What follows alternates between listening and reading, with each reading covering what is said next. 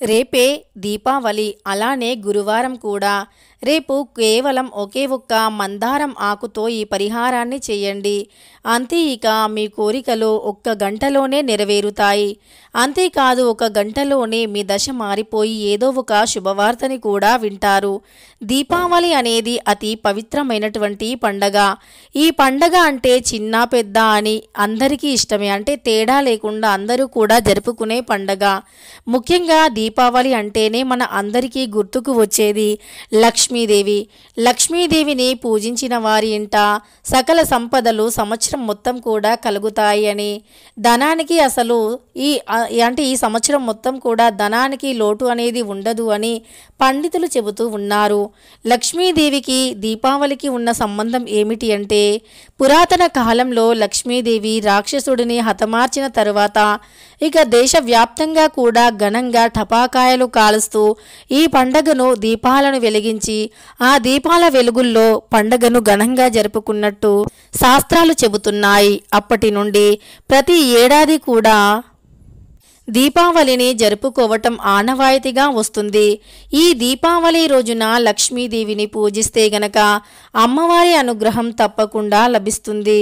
అమ్మవారి యొక్క అనుగ్రహంతో ధనానికి ధాన్యానికి లోటు లేకుండా జీవించగలుగుతాము. అమ్మవారి అనుగ్రహం ఉన్న ఇంట్ల ఎప్పుడూ కూడా ధనధాన్యాలకి లోటు అనేది ఉండదు. మరి ఆ అమ్మవారి యొక్క అనుగ్రహం కలిగి మనం ఎప్పటికీ ధనవంతులుగా ఉండాలి అన్నా, ధనానికి లోటు లేకుండా చేతి నిండా ధనంతో ఎప్పుడూ కూడా ఉండాలి అంటే రేపు దీపావళి రోజున మర్చిపోకుండా ఒకే ఒక్క మందారం ఆకుతో ఈ పరిహారం చేయండి. చాలామంది ఈ రోజుల్లో అనేక రకాల ఆర్థిక కష్టాలతో బాధపడుతూ ఉన్నారు. కొంతమంది ఎంత కష్టపడినా తగిన ప్రతిఫలం రావట్లేదు అని, తమకు లక్ష్మీదేవి కటాక్షం లేదు అని చింతిస్తూ ఉంటారు. అలాంటి వారు లక్ష్మీదేవి కటాక్షాన్ని అతి సులువుగా పొందాల్సినటువంటి రోజు ఏదైనా ఉందా అంటే అది దీపావళి అని చెప్పుకోవచ్చు. ఈ దీపావళి రోజున లక్ష్మీదేవిని అత్యంత శ్రద్ధగా, భక్తితో, నిర్మలమైన మనస్సుతో, నమ్మకంతో అమ్మవారిని పూజించి ఏ కోరిక కోరినా తప్పకుండా నెరవేరుతుంది. అలానే ఈ యొక్క పూజలతో పాటు కొన్ని రకాల దాన ధర్మాలు కూడా చేయవలసి ఉంటుంది. దీపావళి రోజున పేదవారికి కడుపు నిండా ఆహారాన్ని పెట్టగలిగితే అంతకు మించినటువంటి గొప్ప పుణ్యం ఇంకొకటి లేదు. మూగజీవులకి ఆహారాన్ని పెట్టినా, పేదవారికి అన్నదానం చేసినా, అలానే వస్త్రదానం చేసినా, డబ్బు దానం చేసినా ఎంతో మంచి పుణ్యం లభిస్తుంది. అలానే గోమాత అంటే కోటి దేవుళ్లతో సమానం. ఈ గోమాతకి మర్చిపోకుండా ఖచ్చితంగా ఏదైనా ఆహారాన్ని పెట్టి గోమాతని పూజించి నమస్కరించుకొని గోమాతని తాకినట్లు అయితే గనక మనకు ఉండేటటువంటి శని దోషాలు తొలగిపోయి, మనకు వ్యాపారంలో, ఉద్యోగంలో, విద్యలో ఉండేటటువంటి దోషాలు తొలగిపోయి, అలానే అందులో ఉండే అన్ని రకాల సమస్యలు తొలగిపోయి అన్నింటా కూడా తప్పకుండా విజయాలను సాధించగలుగుతాము. మన అపజయానికి కారణం ఏమిటి అంటే గ్రహాల యొక్క ప్రభావం అనేది, అంటే గ్రహాల యొక్క చెడు ప్రభావం వల్ల మనకు అపజయాలు కలుగుతూ ఉంటాయి. గ్రహాలు మనకు అనుకూలించకపోవటం వల్ల అన్ని రకాల సమస్యలు వస్తూ ఉంటాయి. ఈ గ్రహాల దోషాలు తొలగిపోయి ఎప్పుడూ కూడా జీవితంలో ధనానికి లోటు లేకుండా విద్య, ఉద్యోగ, వ్యాపారంలో మంచి విజయాలతో ముందుకు దూసుకుపోవాలి అన్నా, జీవితంలో ఉన్నత స్థాయికి ఎదగాలి అన్నా ఖచ్చితంగా రేపు దీపావళి రోజున గోమాతకి ఏదైనా సరే, అంటే ఆకుకూరలు కావచ్చు, బెల్లం కావచ్చు, నువ్వులు కావచ్చు, బియ్యం కావచ్చు, ఇలా ఏవైనా సరే గోమాతకు తినిపించాలి. గోమాతను నమస్కరించాలి, అంటే గోమాతను తాకి నమస్కరించాలి. ఇలా చేస్తే ఖచ్చితంగా సంపద అనేది మన దరి చేరుతుంది. అంతేకాదు, ఈ దీపావళి రోజున కుక్కలు, కాకులు ఇలాంటి మూగ జీవులకి కూడా ఆహారాన్ని పెట్టినా మంచి ఫలితం కలుగుతుంది.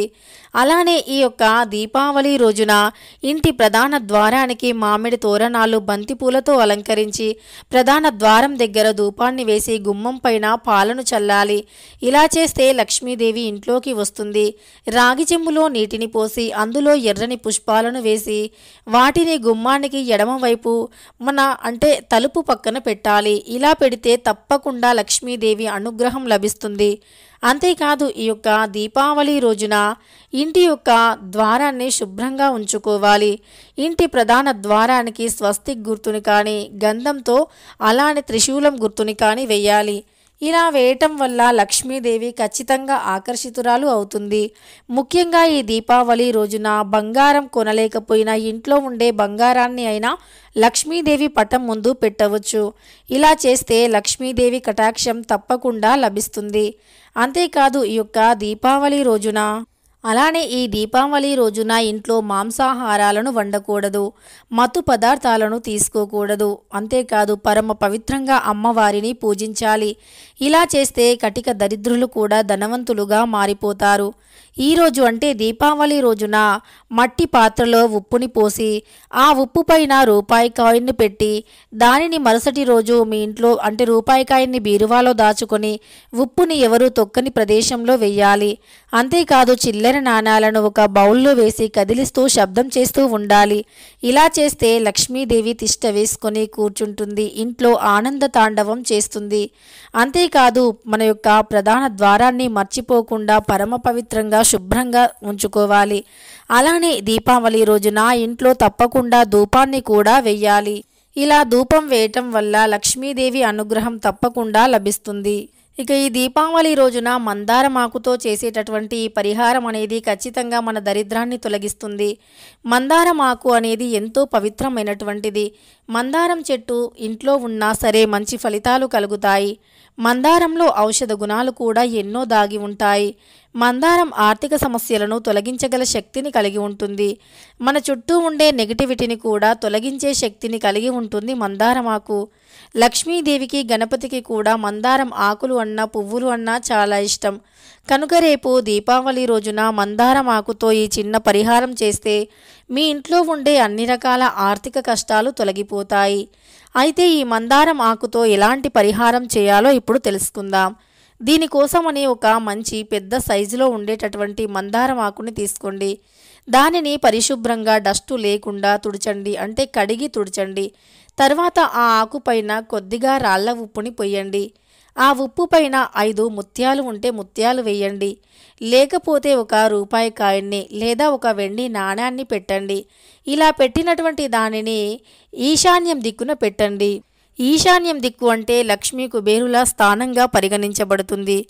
ప్రవహించే నది అంటే గోదావరి స్థానంలో ఉన్నటువంటిది అని భావించబడుతుంది.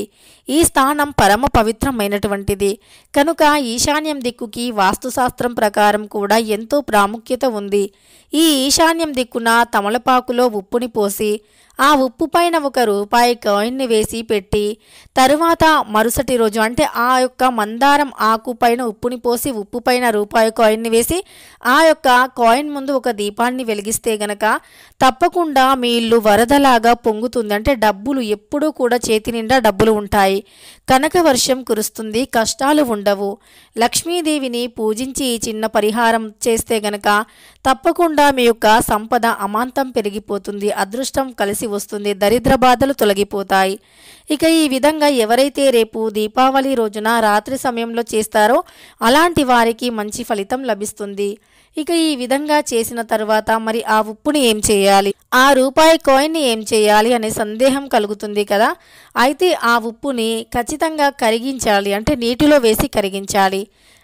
అంటే ఉప్పు పైన పెట్టిన రూపాయి కాయిన్ లేదా ముత్యాలు లేదా వెండి నాణెం వాటిని తీసి మీ బీరువాలో ధనం దాచే ప్రదేశంలో పెట్టుకోవాలి. ఇలా రేపు దీపావళి రోజున మందారం ఆకుతో చేస్తే గనక ఖచ్చితంగా మీ కష్టాలు తొలగిపోయి అదృష్టం మిమ్మల్ని వెతుక్కుంటూ వస్తుంది. దరిద్ర బాధలు అన్నీ కూడా తొలగిపోయి వాటి నుండి విముక్తి అనేది లభిస్తుంది. ఇక తెలుసుకున్నారు కదా రేపు దీపావళి రోజున మందారం ఆకుతో ఏ పరిహారం చేయాలి అని. వీడియో నచ్చితే లైక్ చేయడం మర్చిపోకండి.